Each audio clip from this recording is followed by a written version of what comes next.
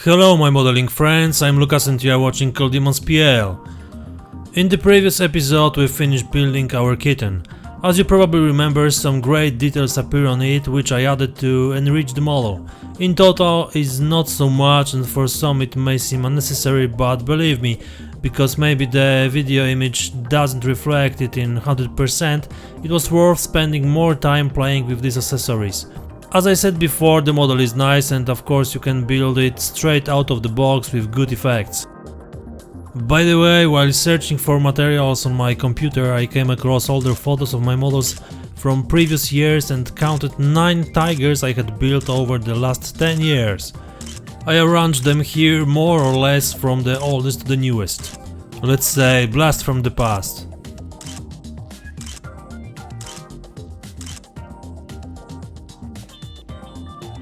It's time to start playing with the tiger. First you have to disassemble the whole thing into basic elements, so that's easier to paint them. In total, in this model the most work will be done with the wheels because the rest is glued to the model permanently.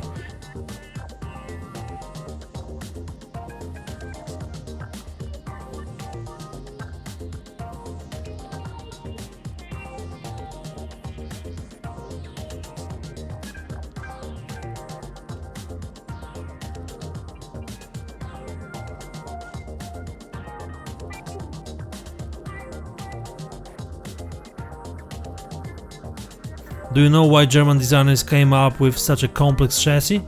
Well, whoever watched the previous episodes knows. If someone asked why I pressed 2 sticks into the wheels, the answer is simple. I didn't have thicker sticks, so I pressed the toothpick. No matter what was the way I choose, it's important to make it comfortable while painting. To paint a metal antenna I follow a very simple idea. I prepared a bamboo stick and drill a hole in it for the end of the metal rod.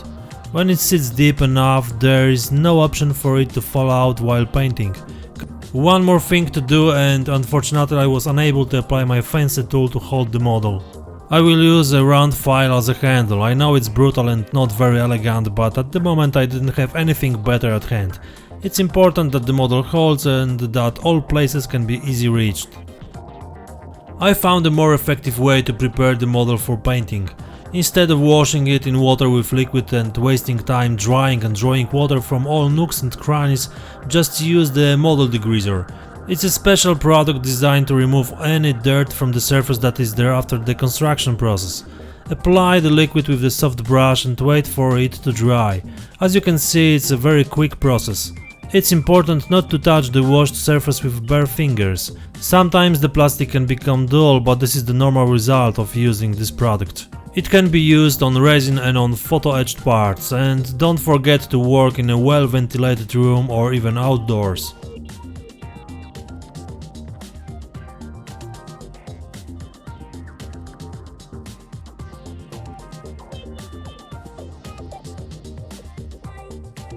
And this is my next super duper tool, the second life of an old cardboard box. The model is clean now, so we can start serious fun with applying the foundation. I use primer R on all metal parts. I always apply it with a brush. It's worth paying attention to the engine grill covers so that you don't accidentally clog individual mesh eye with the liquid. Later it will look ugly and even cleaning them with a pin or other sharp tool won't turn to a perfect look. The model prepared in this way can be easily covered with a suitable primer for painting. Here I use a light grey primer which was applied straight from the can. Start the compressor, attach the airbrush and let's go and paint something. First the reddish brown color of the factory primer. My favorite mix of the XF9 and XF7 is perfect for this task. I put it only on the places where it won't be camo colored. So on the bottom of the hull, on the sides and wheels on the inside.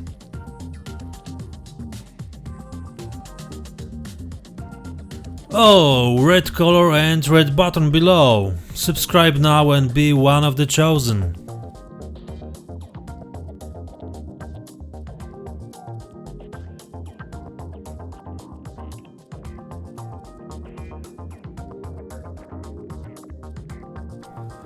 Then I prepared a dark yellow for the basic camo color. By the way, this is a new series of Tamiya paints and I have to say that I like this color very much. It fits perfectly in my opinion. I diluted this paint with Acrylic Doctor, which is a very good thinner for all acrylic paints. In the bottle we have a pipette that can precisely measure the amount of thinner and also easily apply it to the airbrush. And now we are going with painting. We have to cover everything, and even if it covers the earlier layer of mini a little, it doesn't matter. In my opinion, such imperfections look more interesting and are more natural than perfectly placed color lines.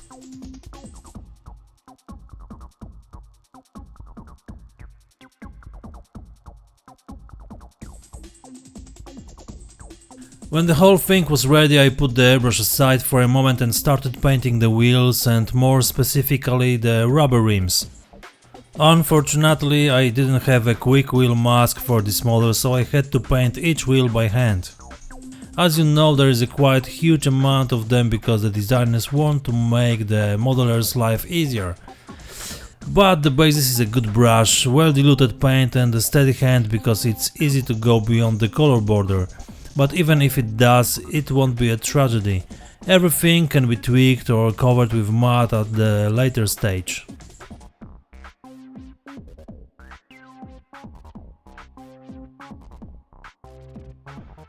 I have already painted all the wheels, so I can go back to camo painting.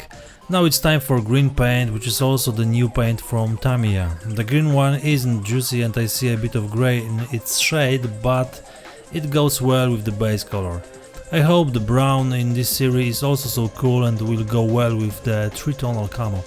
I was wondering in what form this camo should be presented, because in the archival photos of this vehicle you can't see exactly how it looked like. I was based on the available photos of other vehicles, but they are not exactly a clue either. On some of them it was also supposedly dark grey, so what I did here is my version, which doesn't necessarily agree with reality, but it looks pretty good and quite typical for a German vehicle from that period. Of course, it's very important to dilute the paint well so that you can safely paint without masking the base color. Only at the fenders level I stuck a piece of masking tape to cut off the colors evenly, as if the camo was painted with a set of fenders when the vehicle wasn't yet a battle-worn veteran. I'm cautious about colorful painting schemes presented in the manual and other materials that I found on the internet. Pictures of this particular vehicle don't show the proper camo layout, so my version is rather based on an analysis of the available pictures and common sense. I guess it looks pretty okay. The top surfaces are also guesswork, but in general I assume that the crew didn't play with it too much, so any shortcomings are acceptable and even advisable. In my opinion, they raise the realism of the model. And talking about realism, recently I saw a perfect example of how a painting similar to one made in the field should look like. This is the Panzer IV model by my colleague Łukasz Kapelski. The finish of his painting is far from the ideal presented on most models where the colors are perfectly painted. In my opinion, this is how a realistic model of a vehicle prepared by the crew, which is under time pressure in a field workshop, should look like. Check it out. Note all the imperfections that build up the overall look. For many modelers this may be difficult to accept, but it's a matter of taste and I like it a lot. I was wondering which color to choose, but I used NATO black as the basic color for the exhausts. For now I'm staying here because I'm preparing a separate film for the How to Paint series to show the whole painting process on the exhausts from the beginning to the end with all the extra effects, damaged paint and rust. I will be testing new weathering paints from Modeler's World, so don't forget to check what you can do with them.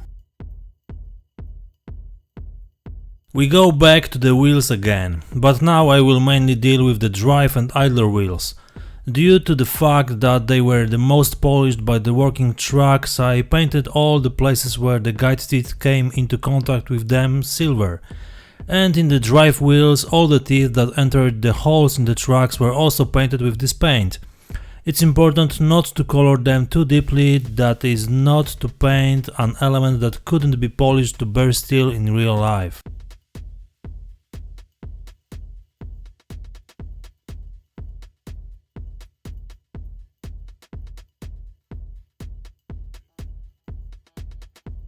In some photos from the war I saw this little element above the sighting devices. It was a roof that was supposed to protect against raindrops and sunlight.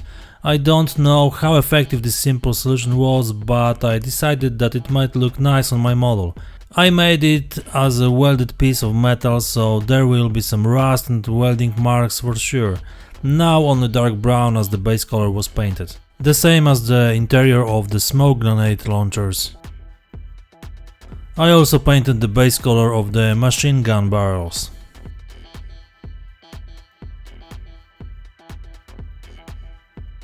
Then I started painting the tools. I covered all the steel elements with a mixture of black and silver. Later I will modify this color a bit during weathering, so now I won't dwell on it too much.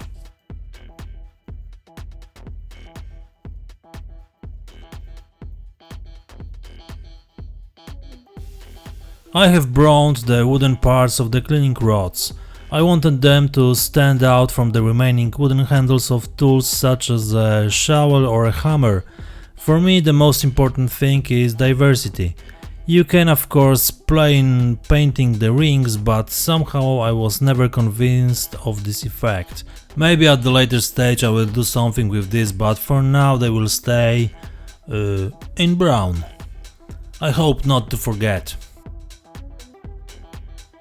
It's very important in the case of tools and other equipment details already glued to the model to be especially careful when painting. You need to get a good brush and pay special attention to painting at the edges, so as not to cover the camo colors. It's better to do it slowly and accurately than to do some extra work and improve the painting done with the airbrush, which will be always difficult and inconvenient. You can use a piece of paper to cover specific surfaces. The same methods must be used to paint the towing cables. I follow the rule that in a given position of the model I paint as much as possible from visible and accessible places. Then I rotate the model and do the same, but now looking from a different angle. In this way the efficiency and speed of painting increases and we don't have to rotate the model all the time. Try it. Satisfaction guaranteed. The standard German grey was used to paint the fire extinguisher. I made such a contrast on purpose, especially since it will have an extra sticker from Archer on it. Such a little trifle makes you happy. I played with the silver paint again and painted the screw heads. Generally thought by experience I don't limit myself to it, because I know that later, after the weathering, many of these small points will disappear or be much less visible, and the ones that will stay will contrast nicely with the rest of the model's surface. Well, in this way we got to the end of the main painting. All elements are in the correct color. Now I start applying the markings. The first thing was to spray a few thin layers of glossy varnish from the airbrush. A good base for decals is very important, and due to the fact that I hadn't worked with the stickers from this company before, I preferred not to risk it. I trimmed the edges of the crosses with a sharp knife. As it turned out later, it wasn't necessary because the decals were very thin. They quickly detached from the transfer paper and I could put them on. And truly speaking, it was a pleasure to work with this product.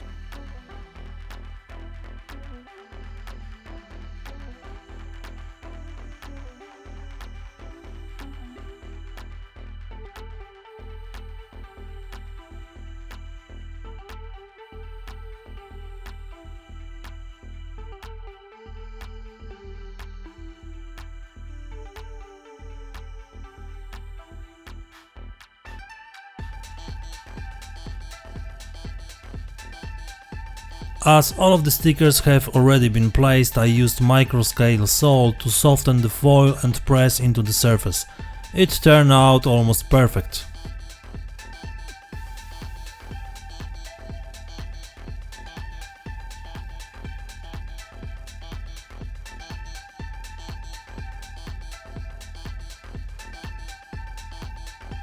Okay, here you go. Ready for the next stage. I think the job went quite smoothly and the effect is nice. I hope the weathering will diversify this model even more and it will be another gem in some collection. In the next episode I will start the weathering, but some items such as spare tracks and exhausts will be published as separate videos. As I mentioned, I want them to be in the How to Paint series for beginners. For today I would like to thank all my subscribers for their support. This is a great motivation to continue work and developing the channel. And all those who haven't clicked the red button yet, now you have the opportunity to do so and be up to date with all the news on the channel. Every Monday there is a new regular video from working on the model, and on Thursdays I publish extra videos with reviews of models, figures, books and other modeling toys. Also, I'm planning some interesting gifts for subscribers in the near future.